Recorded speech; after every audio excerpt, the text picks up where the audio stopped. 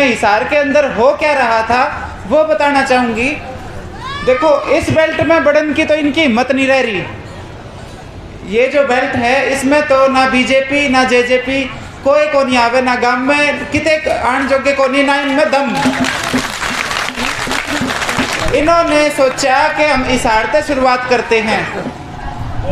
कुछ दिन पहले की बात है, हिसार के अंदर बीजेपी के जो नेता हैं उन्होंने मिलके हमारे किसान नेता जो बॉर्डर पे बैठे हैं और जो पंजाब के नेता हैं उनके पुतले फूके हिसार अपने दफ्तर के आगे। तब से ये प्रकरण शुरू हुआ था। हम लोग इकट्ठे हुए अलग अलग टोलों से, अलग अलग यूनियनों से, और हमने ये निर्णय लिया कि जहां हमारे किसान नेताओं का पुतला फूका गया है हम वहीं जाके बीजेपी नेताओं का पुतला फूक के आएंगे, जेपी नड्डा का पुतला फूक के आएंगे। वहां से मतलब ये जो हिंसक शुरुआत हुई, इन्होंने क्या किया कि बैरिकेड लगा के हमारा रास्ता रोकने की कोशिश करी, वहां धक्का मुक्की हुई, क्योंकि तब तक प्रदर्शन इतने हिंसक नहीं हुए थे। धक्का मुक्की तक चीजें सीमित रही, छोटे मोटे थोड़े बहुत लट भी लगे, लेकिन हम वहां पुतला फूक के आए तो इनकी शहर में, हिसार शहर में इनकी किरकिरी होनी शुरू हुई और तब से इन्होंने अपनी रणनीति बदलनी शुरू करी। उसके बाद एक बार रणबीर गंगवा और ये इनके 2-3 मंत्री जेपी दलाल ये सब इकट्ठे हुए आजाद नगर के पास एक कैंप एरिया है, वहाँ पे इन्होंने थोड़ा और ज़्यादा मतलब दमन करने की कोशिश करी हम लोगों को।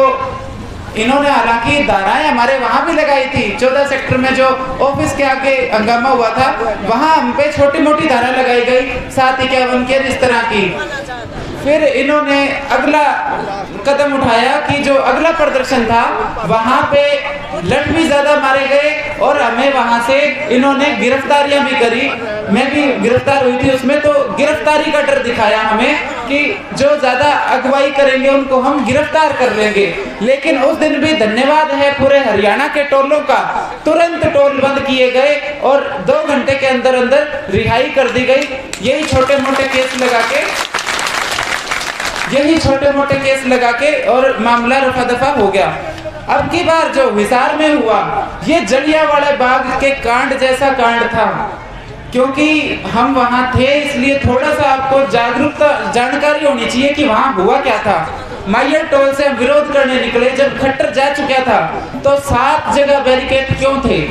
जब मुख्यमंत्री जा लिया तो बैरिकेड की आवश्यकता क्या थी?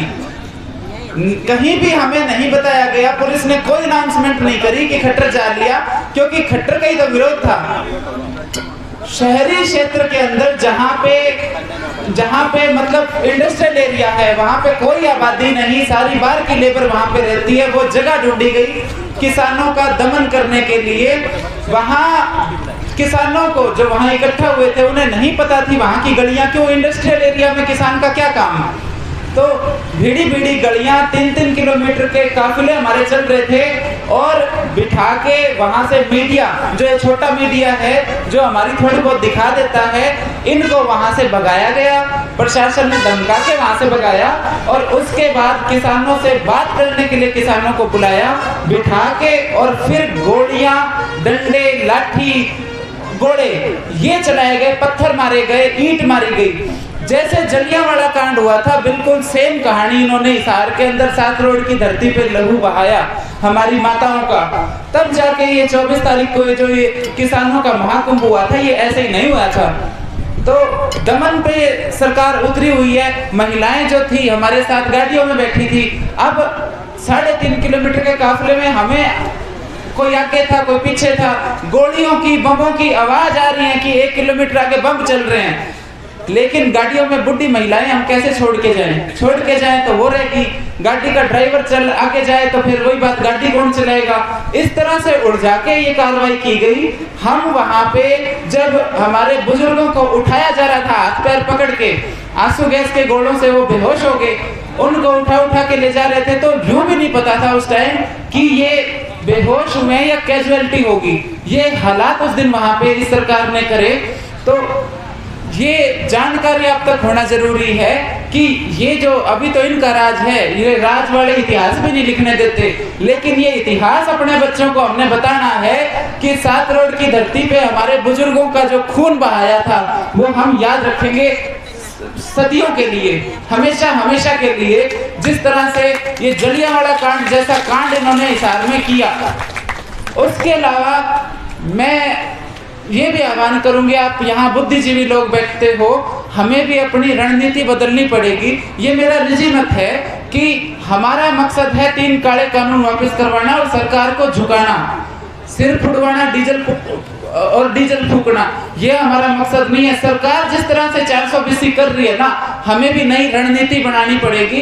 तो वो अभी मतलब हम डिस्कस कर सकते हैं आगे कि किस तरह ये सरकार चाल चल रही है। गाँव में तो ये आने जोगे रहे नहीं, शहर के अंदर ये आते हैं ताकि किसान को भ्रमित कर सके, बीड़ी गलियों में फंसा के मार सके। अगर इनमें खुले मैदान में आने की हिम्मत तो है नहीं, क्योंकि गांव अगर इन्होंने बैरिकेड किसान के आगे लगा दिए तो गांव ने भी इनके आगे बैरिकेड लगा रखे हैं।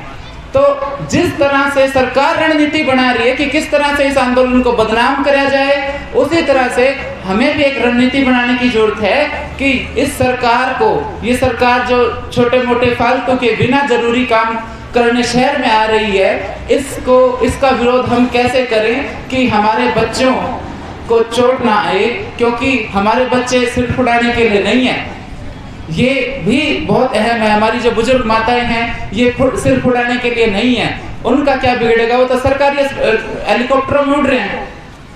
तो ये भी आगे चिंतन का विषय है कि विरोध कैसे किया जाए कि इन पे ज्यादा दबाव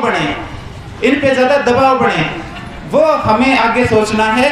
और 24 तारीख को जो आप लोगों ने हिसार कांड के लिए इतनी भारी संख्या में एकजुट होकर साथ दिया, उसके लिए आपका बहुत बहुत धन्यवाद।